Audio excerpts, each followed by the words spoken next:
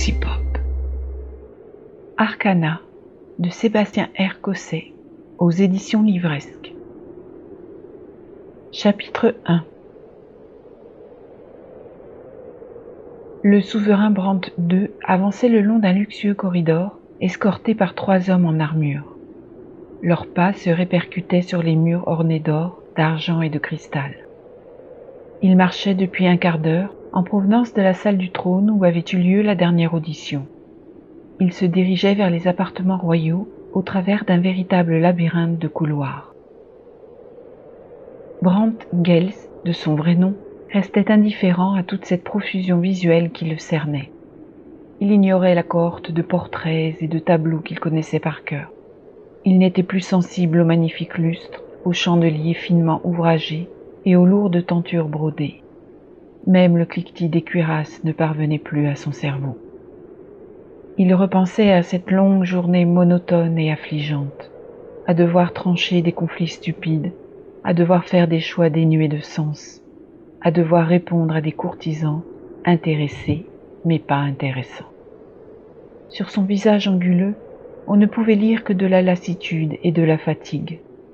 Il s'était découvert de nouveaux cheveux blancs le matin même, dégradant davantage l'image que lui renvoyait le miroir. Le cortège parvint devant 2 grands vantaux en chêne, sculptés de milliers de symboles qui évoquaient la nature. L'un des soldats les poussa et s'effaça en s'inclinant pour laisser passer son seigneur. Celui-ci pénétra dans la suite royale. Les battants se refermèrent sur lui. Brandt tendit l'oreille. Les bruits métalliques lui indiquèrent que ses 3 gardes du corps venaient de prendre position, prêts à le protéger la nuit durant. Il contempla la pièce devenue trop familière. Elle était encore plus décorée que le reste du palais. Les murs disparaissaient sous les tissus et les draperies qui représentaient des scènes de chasse à courre. La plupart des objets, souvent en or massif, étincelaient de 1000 feux à la lueur des lampes à huile. 3 portes menaient respectivement à son bureau, à la salle d'eau et à sa chambre. Son regard bleu se posa ensuite sur le grand tableau qui trônait au-dessus de la cheminée allumée. C'était son portrait en pied, vêtu de l'uniforme traditionnel, la couronne sur le front et le sceptre monarchique dans la main. Œuvre très académique réalisée par le peintre officiel de la cour, un artiste vieillissant qu'il faudrait bientôt envisager de remplacer. Brandt poussa un profond soupir désespéré. Combien il haïssait ce tableau. S'il n'avait pas été roi, ça lui était tombé dessus sans prévenir. À aucun moment il ne l'avait désiré. Seules les circonstances tragiques provoquées par l'invasion des charognards l'avaient obligé à accepter le trône vacant de la Miore. Mais gérer un royaume relevait du cauchemar. Entre les décisions lourdes à prendre, les faux sourires diplomatiques à afficher, les tracasseries administratives, le mécontentement chronique du peuple et surtout les tentatives d'assassinat. Il ne vivait plus. Le souverain repensa avec nostalgie à l'époque où, aventurier, il était libre comme l'air, parcourant les vastes campagnes sans songer au lendemain. Il se remémora les sensations éprouvées lors de ces différentes épopées.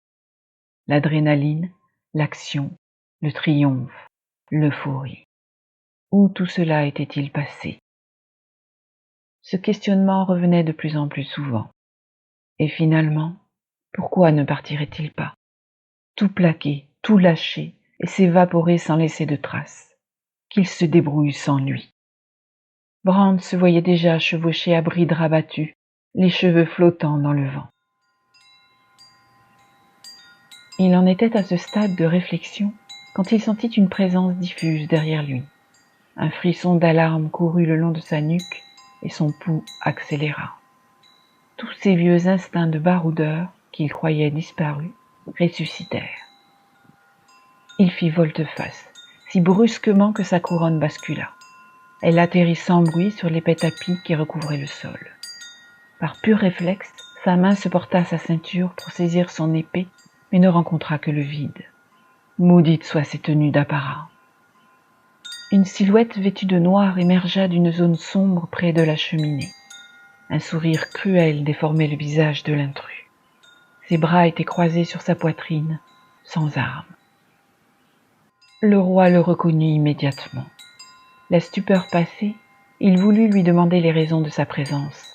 Aucun son ne sortit de sa gorge. Il fit un autre essai. Rien. Sphère de silence, chuchota l'agresseur. Il dénoua ses mains et Brandt put apercevoir autour une légère lueur bleutée. Le roi tenta de hurler pour lancer l'alerte. En vain. Il voulut alors se précipiter vers la porte. Ses jambes semblaient clouées au sol. Malgré ses efforts, il ne bougea pas d'un centimètre.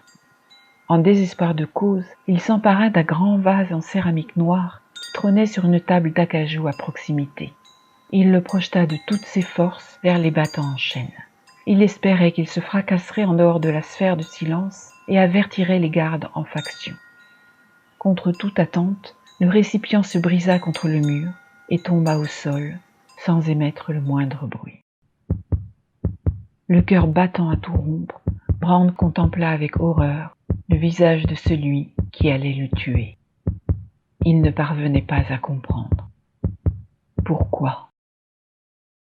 Le mage murmura un mot, un seul, aux étranges sonorités. Une petite pointe aiguë naquit aussitôt dans la poitrine du roi. Celui-ci y porta la main. Il allait donc mourir d'une crise cardiaque. La souffrance qui l'envahit peu à peu le détrompa. Il avait la sensation qu'une boule gonflait à l'intérieur, poussant et appuyant sur ses organes. Il commença à suffoquer. Ses poumons étaient de plus en plus comprimés. Sa chemise se tendit sur son torse qui lentement doublait de volume. Les boutons cédèrent un à un. Sa cage thoracique se disloqua par à-coups. Il voulut hurler tant la douleur était immense. Malheureusement, sa voix était toujours annihilée par le sortilège. Soudain, la chair se déchira. Dans une explosion muette, des morceaux sanguinolents de muscles et d'os atterrirent partout autour, recouvrant d'ichor les parois et les objets avoisinants. Le roi Brandt II s'affaissa. Ses rêves d'évasion et de voyage s'éteignirent à jamais avec lui. La silhouette s'approcha du cadavre en évitant les flaques rouges sombres. Elle se baissa pour saisir quelque chose, puis disparut dans les ténèbres. Galaxy Pop. Galaxy Pop. Galaxy Pop. Galaxy Pop. Wow. Galaxy Pop. Galaxy Pop.